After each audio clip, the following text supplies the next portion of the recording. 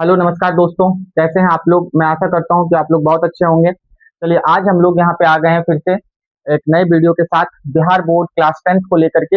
और class 10th में आज हम लोग पढ़ने जा रहे हैं मैथ। ठीक है, और आज हम लोग क्लास 10th का जो मैथ है वो ये बुक आज हम लोग पढ़ने जा रहे हैं। बीटीसी बुक पढ़ने जा रहे हैं बिहार बोर्ड का। तो ये बुक आप लोगों के पास रहनी चाहिए और ये किताब आप लोग हमेशा रखिएगा। जब भी मेरा वीडियो देखिएगा तो आप लोग ये किताब अपने पास ही रखिएगा, क्योंकि इसी किताब से आपको क्वेश्चन लेना है। क्योंकि मैं यहाँ क्वेश्चन नहीं लिखता हूँ, डायरेक्ट मैं बोलता हूँ कि इतने नंबर का क्वेश्चन है, आप यहाँ वहाँ पे देख लीजिए अपनी किताब में। तो ये किताब अपने पास रखेंगे। तो आज हम लोग लेसन 4 पढ़ने वाले हैं, द्विघात समीकरण जिसका नाम है क्वाड्रेटिक इक्वेशन। आज हम लोग इसका केवल परिचय जानेंगे और आज का जो वीडियो बनेगा वो बनेगा पहला वीडियो। रिकॉर्ड हो रहा है ना? चलिए, तो देखो बाबू, हम लोग आज जानेंगे द्विघात समीकरण होता क्या है। सबसे पहले तो यही जानेंगे कि द्विघात समीकरण होता क्या है।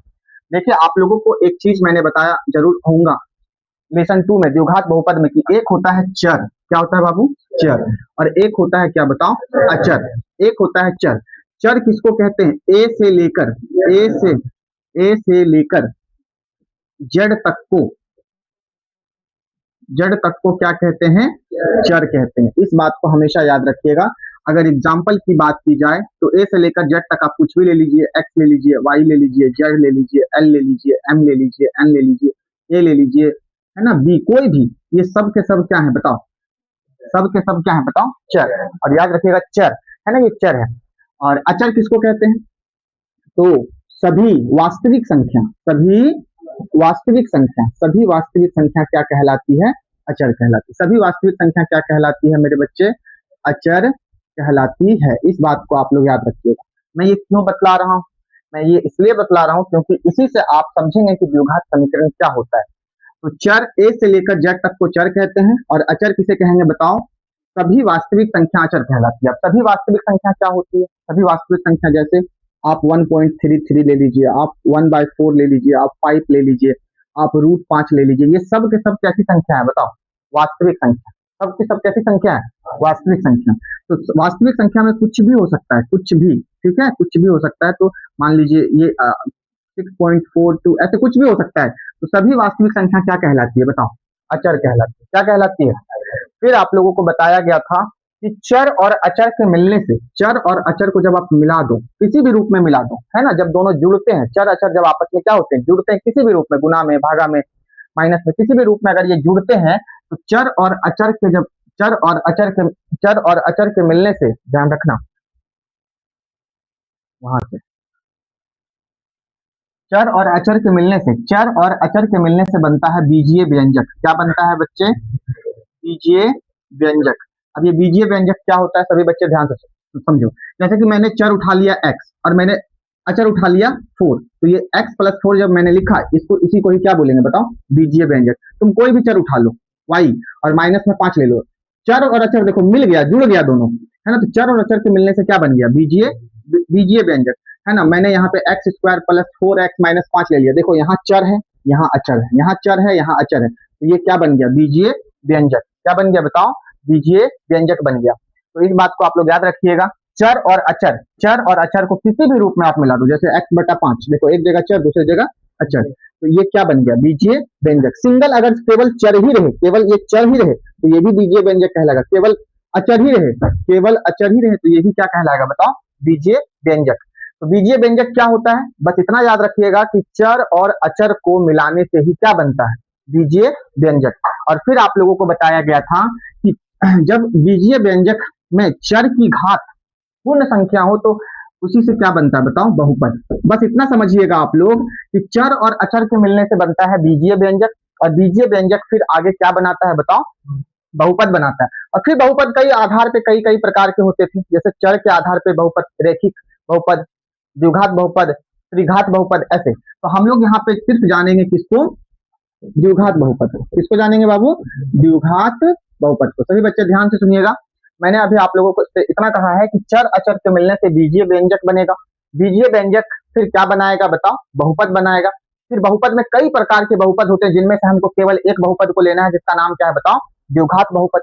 क्यों द्विघात बहुपद लेंगे? क्योंकि अभी हम लोगों को यहाँ क्या पढ़ना है? द्विघात समीकरण। इसीलिए हम लोग यहाँ किसको लेंगे बताइए? द्विघात बहुपद को। फिर बाबू याद रखिएगा, द्विघात बहुपद क्या होता है? वैसा बहुपद।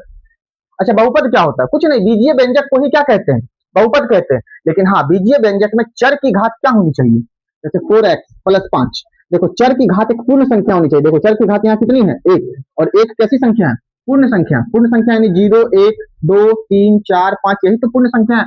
यदि चर की घात पूर्ण संख्या हो तो वही क्या कहलाएगा, वही बीजीय व्यंजक क्या कहलाएगा, बहुपद कहलाएगा। अगर आपको समझ नहीं आ रहा है तो यहाँ पे आप लोग लेसन 2 यानी कि मैं वीडियो को बना दिया हूँ, आप लोग पिछले वीडियो को मेरे जाकर के देखिए, चैप्टर 2 को, है ना, अच्छे से परिचय आप लोगों को समझ में आएगा वहां पे।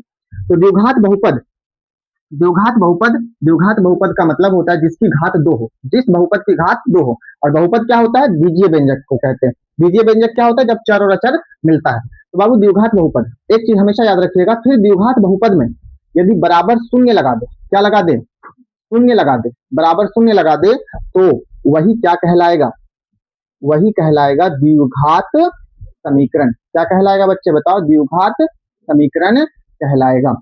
हम लोग यहाँ पे किसको पढ़ रहे हैं, द्विघात समीकरण को। समझने का प्रयास कीजिएगा थोड़ा। चर अचर के मिलने से बीजीय व्यंजक बनता है, बीजीय व्यंजक से क्या बनता है बताओ, बहुपद। फिर बहुपद में हम लोग किसको जानेंगे, द्विघात बहुपद को। फिर इसी द्विघात बहुपद में अगर हम बराबर क्या लगा दें, 0 लगा दे, तो वही द्विघात क्या कहलाएगा, वही द्विघात समीकरण कहलाएगा। जैसे एग्जाम्पल के लिए समझिए, देखो मैंने लिखा y² + 5।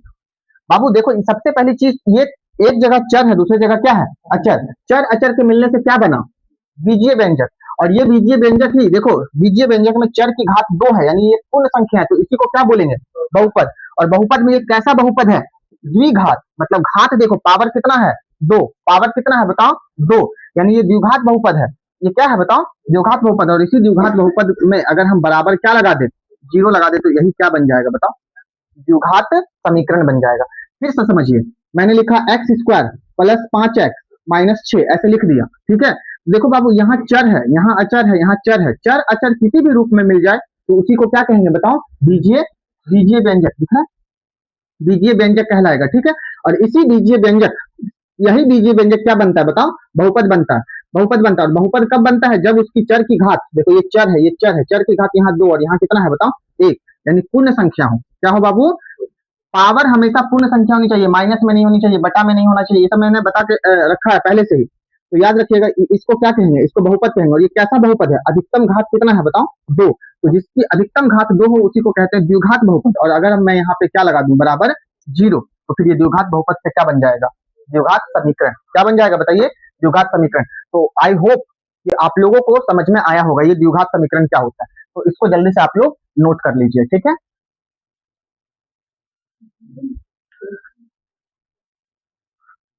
तो आप लोगों को समझ में आया होगा कि द्विघात समीकरण क्या होता है। अब सभी बच्चे फिर से देखिए, बहुत ही ज्यादा एग्जाम में क्वेश्चन पूछा जाता है द्विघात समीकरण पर।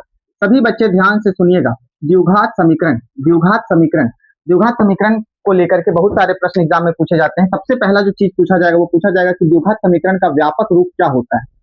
द्विघात समीकरण का व्यापक रूप, व्यापक रूप क्या होगा। तो सभी बच्चे ध्यान से सुनिए, इसका जो व्यापक रूप होता है वो क्या होता है, सभी बच्चे ध्यान से सुनिएगा। इसका व्यापक रूप होता है ax² + bx + c बराबर 0। बराबर क्या होता है बताओ, 0 होता है। तो याद रखिएगा ये द्विघात समीकरण का क्या है, व्यापक रूप। और समीकरण में हमेशा बराबर के उस पार क्या होगा बताओ, 0। बराबर के उस पार कोई संख्या हो सकती है, समीकरण का मतलब बराबर होनी चाहिए, ठीक है। दो चीजों के बीच क्या होनी चाहिए बताओ, बराबर, है ना। तो इधर भी देखो, बराबर के इस पार भी कुछ है और बराबर के उस पार भी कुछ है, बराबर है मतलब समीकरण। ये देखो ये द्विघात, ये क्या है हमारे पास बताओ, इसी को कहते हैं द्विघात समीकरण का व्यापक रूप। फिर से एक बार तुम लोग दोहरा दो मेरे साथ, ax² + bx + c बराबर 0। देख लो यहाँ पे ax² + bx + c बराबर 0, ठीक है। अब सभी बच्चे ध्यान से सुनिए बाबू, यहाँ पे देखो सबसे बड़ी घात कितनी है बताओ, 2। चर की घात कितनी है बताओ, 2। तो जितनी x की घात, देखो इसको क्या कहेंगे, चर कहेंगे। इसको क्या कहेंगे बताओ, चर। आपको याद रखना है कि द्विघात समीकरण में आपको हमेशा हमेशा चर का मान निकालने के लिए कहा जाएगा, चर का मान निकालने के लिए कहा जाएगा, कहा जाएगा। चर मतलब x y z a b c d कुछ भी रहे, देखो यहाँ पे x है तो आपको x का मान निकालना है, ठीक है। तो चर का मान निकालने के लिए कहा जाएगा। और चर के मान को ही, चर के मान को ही क्या कहते हैं, चर के मान को ही कहते हैं बाबू मूल। क्या कहते हैं बताओ, तो आपको कहेगा मूलों, मूल ज्ञात कीजिए। क्या ज्ञात कीजिए बताओ? मूल ज्ञात कीजिए। क्या ज्ञात कीजिए बताइए? मूल ज्ञात करें। मूल ज्ञात करें। तो जब भी आपको मूल ज्ञात करने के लिए बोले तो आपको समझ लेना है चर का मान, और देख लेना है कि द्विघात समीकरण में क्या दिया हुआ है। चर x दिया हुआ है कि y दिया हुआ है कि a दिया हुआ है कि t दिया हुआ है कि u दिया हुआ है। ठीक है, तो इस तरह से आप लोग याद रखेंगे। अच्छा, मूल को ही हम लोग क्या कहते हैं बताओ? शून्यक। शून्यक ज्ञात करें, ऐसे आपको बोलेगा। शून्यक ज्ञात करे या मूल ज्ञात करे या चर का मान ज्ञात करे या x का मान ज्ञात करे या y का मान ज्ञात करे या a का मान ज्ञात करे या b का मान ज्ञात करे, ऐसे तो मूल ज्ञात करे। तो बाबू देखना, एक चीज हमेशा याद रखना, द्विघात समीकरण में जो होता है ना, सभी बच्चे ध्यान से सुनो, वो मूलों की संख्या कितनी होती है? मूलों की संख्या कितनी होती है? तो याद रखना, मूलों की संख्या कितनी होगी? 2। मतलब देखो, सबसे ज्यादा पावर कितना है? 2। सबसे ज्यादा पावर कितना है बताओ? 2। अगर इसका पावर 2 है यानी मूलों की संख्या कितनी होगी बताओ? 2। अगर पावर 3 हो तो मूलों की संख्या कितनी होगी? 3। अगर पावर 1 हो, चर की पावर 1 हो तो मूलों की संख्या कितनी होगी? 1। जैसे समझो 5x प्लस 4 है और बराबर 0 है, तो बताओ यहाँ पे जो चर का मान होगा वो कितना होगा? 1 होगा मान। जैसे कि 4 इधर प्लस में उधर जाएगा तो बताओ माइनस में। 5x बराबर कितना? -4 बराबर के उस पर जाएगा तो 5 इधर गुना में उधर जाएगा तो बटा में, -4/5। देखो x का क्या वैल्यू निकला? x का क्या वैल्यू निकला? एक तो वैल्यू निकला। यहाँ पावर कितना था?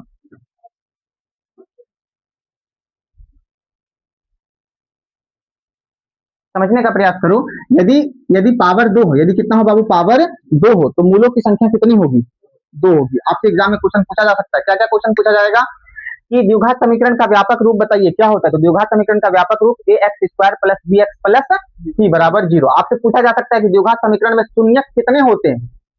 2 होते हैं। शून्यक का मतलब चर का मान।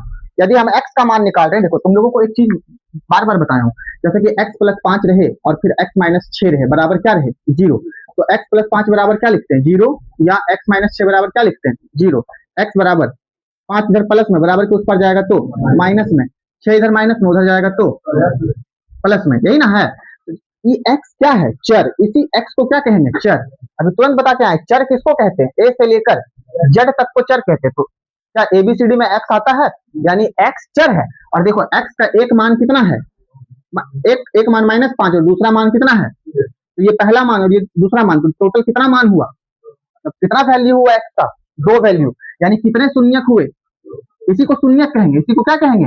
देख लो, चर के मान को ही क्या कहते हैं? मूल कहते हैं। और चर के मान को ही क्या कहते हैं? शून्यक कहते हैं। तो आपको बोला जाएगा चर का मान ज्ञात कीजिए, मूल ज्ञात कीजिए या शून्यक ज्ञात कीजिए। ठीक है, और याद रखिएगा इसका पावर 2 होता है। द्विघात समीकरण में चर की घात, अधिकतम घात कितनी होती है बताओ?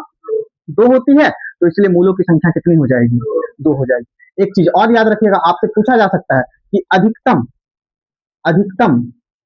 चर की घात, अधिकतम चर की घात, चर का मतलब ये बगल में ये x y कुछ भी रहे, तो अधिकतम चर की घात, अधिकतम कितनी घात है? घात यानी पावर कितनी है बताओ? 2।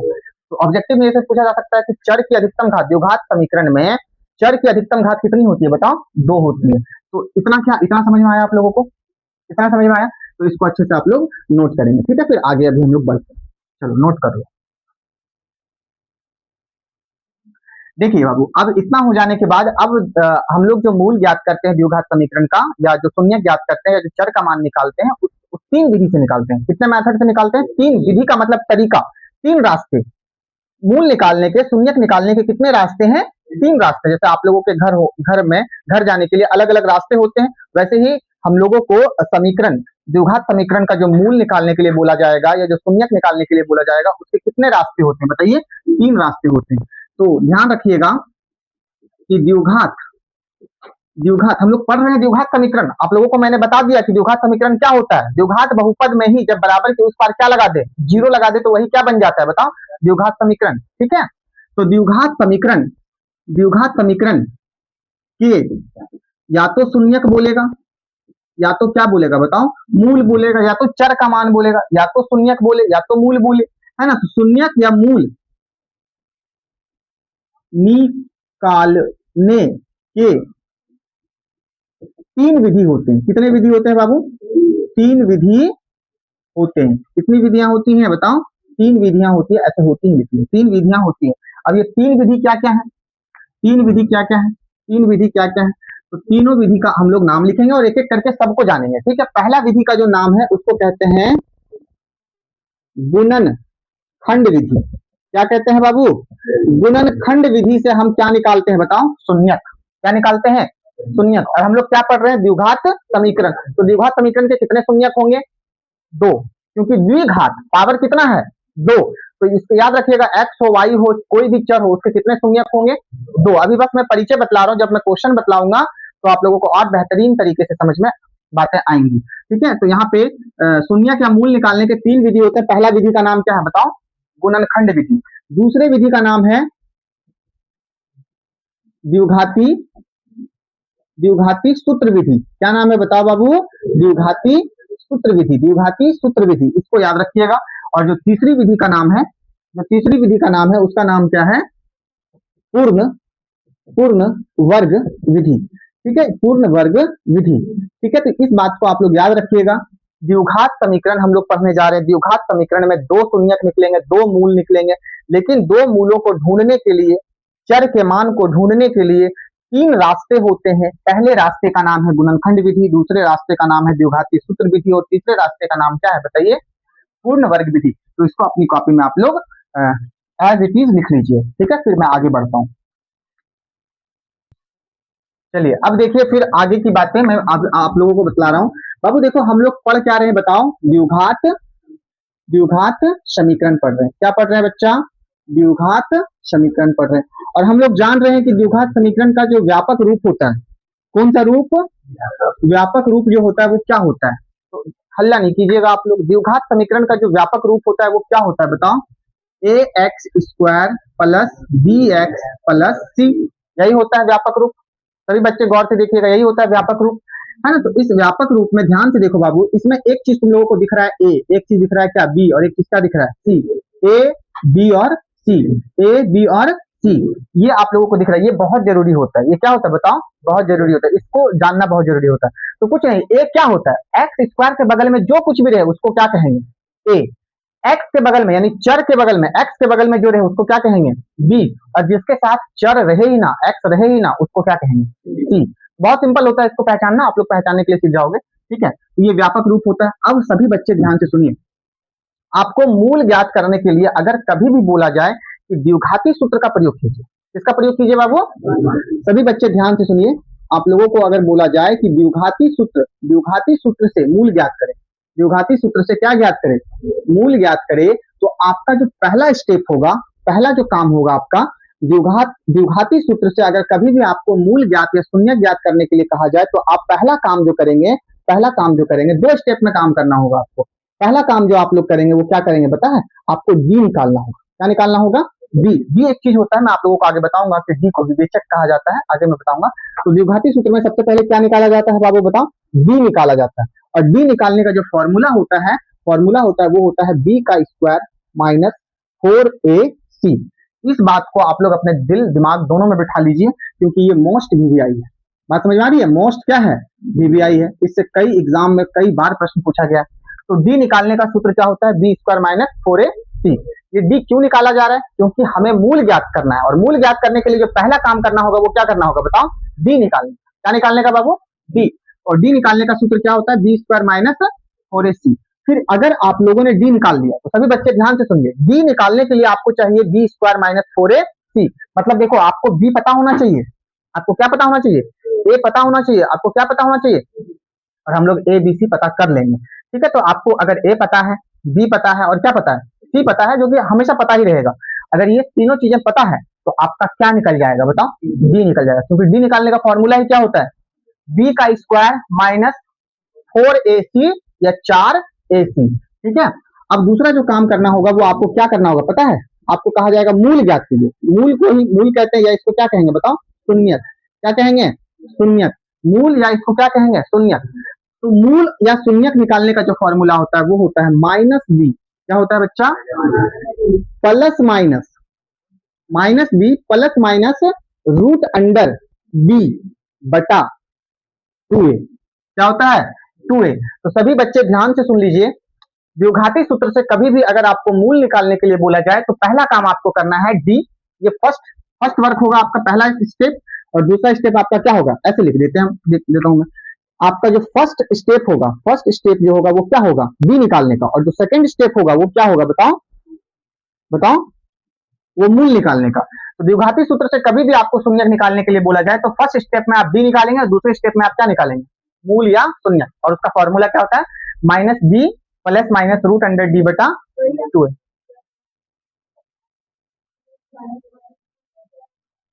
Minus b plus minus root under d बटा 2 है। चलिए, तो ये आपका द्विघाती सूत्र से मूल कैसे निकाला जाता है उसके बारे में मैंने आप लोगों को कुछ बताया, इसको छाप लीजिए, फिर आगे हम लोग चर्चा करते हैं, ठीक है। चलिए, इतना समझने के बाद जब देखिए बाबू, कभी कभी क्या होता है ना कि मूल जो होता है ना, मूल यानी कि जो शून्यक होता है, कभी कभी जो होता है वो वास्तविक होता है। क्या होता है बाबू, वास्तविक, मतलब रियल में शून्यक निकलेगा। और कभी कभी मूल जो होता है ना वो क्या होता है बताओ, अवास्तविक। क्या होता है बाबू बताओ, अवास्तविक, है ना, नॉन रियल मतलब नहीं निकलेगा। अवास्तविक, अवास्तविक का मतलब शून्यक नहीं निकलेगा, यानी एक्स का मान नहीं निकलेगा, है ना। तो कभी कभी शून्यक, कभी कभी जो शून्यक या मूल जो होता है वो क्या हो जाता है बताओ, वास्तविक, और कभी कभी क्या हो जाता है, अवास्तविक। साथ में ये बात भी याद रखना कि कभी कभी अगर वास्तविक है तो कभी कभी शून्यक जो है, मूल जो है वो क्या हो जाएगा, समान, क्या हो जाएगा, और कभी कभी क्या हो जाएगा बताओ, असमान। कभी कभी शून्यक, जैसे शून्यक याद रखिएगा, दो शून्यक निकलेंगे, द्विघात समीकरण पढ़ रहे हैं तो कितने शून्यक निकलेंगे, यदि x बराबर 5 निकल गया और फिर से x बराबर 5 निकल गया तो ये कैसे शून्यक है, समान। देखो दोनों क्या है, समान है। कभी कभी x बराबर 6 निकल गया और x बराबर मान लो 3 निकल गया तो शून्यक यहाँ क्या है, असमान। क्या है, असमान। तो याद रखिएगा जब भी हम शून्यक निकालेंगे, या मान लीजिए y चर है, ये शून्यक निकालनी है, y का मान 1/2 निकला और फिर से y का मान जो है 3/4 निकला, तो शून्यक देखो अलग अलग है, यानी असमान शून्यक है। शून्यक वास्तविक है, वास्तविक शून्यक का मतलब क्या होता है कि शून्यक सच में निकलेगा, सच में निकलेगा। तो कैसे पता करेंगे किसी को देख करके कि शून्यक वास्तविक है कि अवास्तविक है, समान है कि असमान है। तो इसके लिए एक बहुत ही अच्छा फॉर्मूला होता है, मैं आप लोगों को अभी बतलाता हूँ, उसको अपनी कॉपी में नोट कर लीजिएगा, और वो मोस्ट वीवीआई, ठीक है, इससे कई सारे एग्जाम में क्वेश्चन पूछे जाते हैं, मोस्ट वीवीआई। तो क्या है, सभी बच्चे ध्यान से देखिएगा, यदि यदि बी बराबर क्या हो जाए, 0, बी बराबर क्या हो जाए, कोई भी द्विघात समीकरण आपको दिया रहे, आप क्या निकाल लो, डी निकाल लो। क्या निकाल लो बाबू, डी। और डी निकालने का फॉर्मूला क्या होता है, कोई बताओगे मुझे, बी स्क्वायर माइनस 4ac। क्या होता है, डी निकालने का formula B square minus 4ac, यानी बी पता होना चाहिए, ए पता होना चाहिए, और क्या पता होना चाहिए, सी। तो आपका क्या निकल जाएगा, डी। और जब डी 0 निकल गया, क्या निकल गया, अगर डी 0 निकल गया तो याद रखिएगा, तो मूल कैसे होंगे, मूल कैसे होंगे बताओ, वास्तविक होंगे। कैसे होंगे बच्चा, वास्तविक होंगे। अच्छा जी, ठीक है, ये बातें तो समझ में आ गई। लेकिन मान लीजिए अगर डी बड़ा हो जाए, देखो इसका मतलब ग्रेटर देन होता है, जिधर 2 ठो मुंह वो बड़ा कहलाएगा, जिधर 1 ठो मुंह वो क्या कहलाएगा, छोटा। यदि डी 0 से क्या हो जाए, बड़ा, क्या हो जाए बताओ बच्चा, बड़ा हो जाए। मतलब अगर 0 से बड़ा, इसका मतलब क्या, डी का मान 1 निकल जाए, 2 निकल जाए, 3 निकल जाए, 4 निकल जाए, 5 निकल जाए, 10, 15, 20, 100, 100, 200 कुछ भी निकल जाए, 0 से बड़ा होना चाहिए। यदि डी का मान 0 से बड़ा हो जाए तो मूल कैसे होंगे, तो भी मूल कैसे होंगे, वास्तविक होंगे। कैसे होंगे, लेकिन यदि डी क्या हो जाए, छोटा, जिधर 1 हो रहे वो छोटा, जिधर 2 ठो रहे वो क्या, बताओ बाबू, बड़ा। यानी कि यदि डी 0 से क्या हो जाए, छोटा, डी क्या हो जाए, यहाँ डी को ध्यान रखना है, डी को, किसको ध्यान रखना है, डी को। यदि डी क्या हो जाए, छोटा हो जाए, किससे, 0 से, तो इसको अपनी कॉपी में हूबहू लिख लेंगे, तो मूल क्या हो जाएंगे, अवास्तविक। क्या हो जाएंगे, इसका क्या मतलब है, अवास्तविक का क्या मतलब है कि शून्यक नहीं निकलेगा। अवास्तविक का मतलब क्या होता है, मूल, मूल अवास्तविक है मतलब शून्यक अवास्तविक है, मतलब शून्यक नहीं निकलेगा, मूल नहीं निकलेगा, अस्तित्व है ही नहीं, ठीक है। तो याद रखिएगा, मूल क्या हो जाएगा, अवास्तविक हो जाएगा, ठीक है। इस बात को याद रखिएगा, ये 3 बातें हैं, बहुत इंपॉर्टेंट है, बहुत इंपॉर्टेंट, ठीक है, डी भी आई है, बार बार मैं कह रहा हूँ। तो यदि डी क्या हो जाए, 0 के बराबर, तो मूल कैसे होंगे, वास्तविक, मतलब रियल में। वास्तविक का मतलब रियल में, देखो तुम लोग सब वास्तविक हो, तुम लोग कैसे हो, वास्तविक हो, तुम लोग सब मुझे दिख रहे हो, मैं भी तुम्हें दिख रहा हूं, तो हम लोग सभी हैं वास्तविक। लेकिन अगर मैं बात करूं ईश्वर की, अल्लाह की, गॉड की, तो ये काल्पनिक है, आज तक हमें दिखाई नहीं, समझने का प्रयास कीजिएगा। तो ईश्वर अवास्तविक है, हम लोग तो नहीं देखे हैं अपनी आंखों से, तो अवास्तविक मान लेते हैं उसको, लेकिन हम लोग एक दूसरे को देख रहे हैं ना, हम लोग क्या है, वास्तविक, जो रियल में है। तो बाबू याद रखिएगा, डी यदि जीरो हो जाए तो मूल कैसे हो जाएंगे, वास्तविक, और डी यदि जीरो से क्या हो जाए, बड़ा, तो मूल कैसे हो जाएंगे, वास्तविक। लेकिन अगर डी क्या हो जाए जीरो से, तो जीरो से छोटा क्या होगा, -1, जीरो से छोटा क्या होगा, -1, माइनस में तुम आ जाओ, तुम्हारे पास जीरो पैसा है, कोई दिक्कत नहीं, मौज कर रहे हो। लेकिन अगर तुम्हारे पास माइनस में, यानी कि तुम कर्ज में चले गए, तो दिक्कत है ना। तो माइनस जो होता है वो जीरो से क्या होता है, छोटा। तो डी का मान यदि माइनस में आ जाए तो मूल क्या हो जाएगा, अवास्तविक। अच्छा, एक चीज हमें याद रखना, यहाँ पे देखो, अगर डी बराबर जीरो हो जाए तो मूल वास्तविक तो होगा ही होगा, मूल वास्तविक और क्या होगा, समान होगा। क्या होगा, मूल वास्तविक और समान होंगे। कैसे होंगे बताओ, मूल वास्तविक और कैसे होंगे, समान होंगे। अच्छा, अगर डी बड़ा हो जाए जीरो से, तो मूल वास्तविक तो होंगे, लेकिन कैसे होंगे, असमान। कैसे होंगे, असमान, असमान होंगे। ठीक है, इस बात को याद रखिएगा, बस ये दो चीजें। अगर डी जीरो हो जाए तो मूल कैसे होंगे, बताओ, समान होंगे। क्या होंगे बाबू, समान। अच्छा, एक चीज मैं और बता देता हूँ, अगर मूल वास्तविक और समान होंगे तो पता है यहाँ पे जो मूल निकालने का फॉर्मूला होता है वो क्या होता है, -b/2a। मूल निकालने का एक फॉर्मूला और तुम लोगों को क्या मिल गया, -b/2a। कब, कब मेरे बच्चे, जब b बराबर क्या हो जाए, जीरो, और कहा जाए कि मूल वास्तविक और क्या है, समान है, तो मूल निकालने का फॉर्मूला क्या होता है, -b/2a। अच्छा, डी जब क्या हो जाए, डी जब क्या हो जाए, जीरो से बड़ा हो जाए, तो मूल कैसा होगा, वास्तविक और असमान। अभी बिल्कुल नहीं घबराना, जब मैं क्वेश्चन बताऊंगा तो चीजें समझ में आएगी। ठीक है, अभी बस परिचय है, देख लो। अगर डी छोटा हो जाए जीरो से, तो क्या होगा यहाँ पे बताओ, मूल अवास्तविक। अर्थात क्या लिखोगे, मूलों का, मूलों का कोई अस्तित्व नहीं है, मूलों का कोई अस्तित्व नहीं है। तो इसको हूँ बहू ऐसे ही आप लोग अपनी कॉपी में छाप लो, इसको आज ही रख लेना। ठीक है, चलो अच्छे से इसको पढ़ लेना। चलिए खोज कीजिए। अब देखिए एक चीज और, द्विघात समीकरण में एक चीज और आप लोगों को निकालने के लिए कहा जा सकता है। सभी बच्चे ध्यान से सुनिएगा, आपसे ये कहा जा सकता है कि आप द्विघात समीकरण का शून्यक शून्यक नहीं, विवेचक ज्ञात कीजिए। कभी कभी आपको क्या निकालने के लिए बोला जाएगा बाबू, बताओ। आपको बोला जाएगा, हल्ला नहीं कीजिएगा, आपको कहा जाएगा कि निम्न द्विघात समीकरण है। ए बच्चा हल्ला नहीं करो, आपको कहा जाएगा कि आपको विवेचक निकालना है, विवेचक, विवेचक ज्ञात करें। क्या ज्ञात करें, या आपको कभी कभी बोला जाएगा कि विविक्त कर। क्या बाबू, विविक्त कर, विविक्त कर,